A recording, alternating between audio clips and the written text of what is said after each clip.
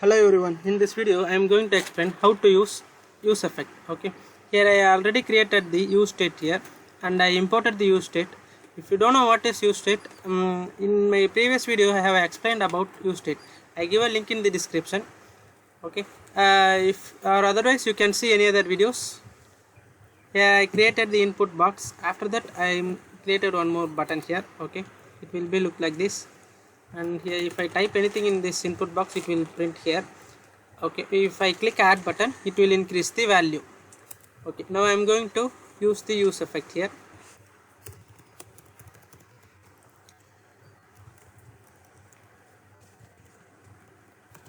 Okay, now I am going to import the use effect. I am saving here. This is the first method. I am creating the console log here.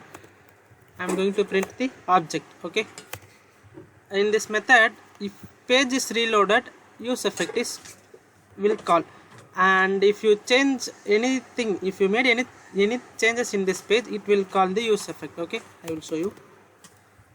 I reload this page.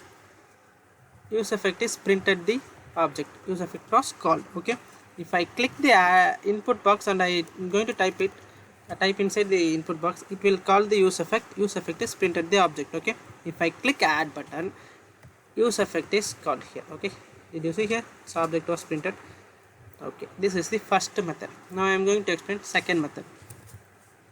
Here I am going to create one array box. Okay, in this method it will call the use effect when page is open. After that, or if the page is reloaded, the use effect was called. Otherwise it will not call the use effect. If you change anything in this page, it will not call the use effect. I will show you. I reloaded this page. Here again I reload the page.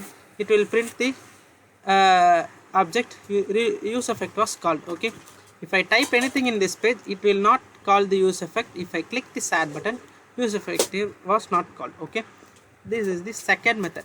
Now I am going to show you this third method. Okay, here I am copying this name. This is the input box name. Okay, input box state. Okay, I will paste the name inside the array box. I am saved this and I am going the browser. I am reloaded this page. Okay, when the page was reloaded, it print the object use effect was called. Okay, if I type in this input box, it will call the use effect. It print the object. If I click add button, it will not call the use effect. Why? Because here I give a condition. When the input box was changed, use effect is called. The input box statement name is name. Okay, here I give a name. Okay, that's why it called the if input box was changed, use effect is called. If I click the add button, it will not call the object. If you want use effect, when click the add button, here I give a count. Here I created the use effect. Its name is count. It's the button state. Okay, if I paste it here, I save this. Now I am going the browser. I reloaded this browser. It print the object use effect was called. If I type anything in this input box, it called the use effect, and I am clicking the add button. Okay, I click the add button, it will call the use effect. This is the way you can use the use effect. Okay, I will see you in the next video. Bye.